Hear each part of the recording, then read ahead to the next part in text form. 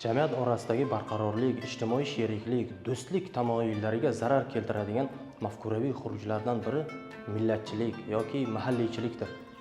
Xalqaro huquqiy normalarda ham, umumiy e'tirof etilgan xalqaro hujjatlarda ham yoki muqaddas dinimizning manbalarida ham millatchilik yoki mahalliychilik jamiyat orasida bir keskinlikni, qaram-qarshilikni keltirib chiqaruvchi bir illatlardan, gunoh ishlardan bir sifatida e'tirof etiladi. Xususan Qur'oni Karimning bir qancha oyatlarida millatchilikning zararlariga to'xtalinar ekan, Alloh taolo Hujurat surasida xususan shunday deydi: Ey insonlar, biz sizlarni bir erkak va bir ayoldan yaratdik.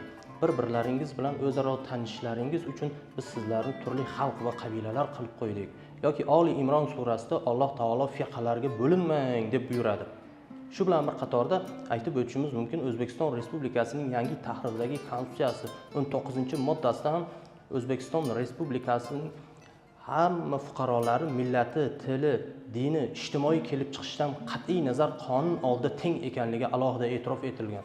Darhaqiqat aytib o'tishimiz mumkin, millatchilik jamiyat orasidagi o'zaro bir ijtimoiy adolat, tenglik yoki ijtimoiy sheriklik, do'stlik tamoyillariga zarba beruvchi, mamlakatda bir beqarorlikni keltirib chiqaruvchi illat hisoblanadi. Bunga qarshi kurash uchun esa eng avvalo o'zaro bir do'stona munosabatlarni o'rnatish, ahil-inoqlikka alohida bir e'tibor qaratish maqsadga muvofiq hisoblanadi.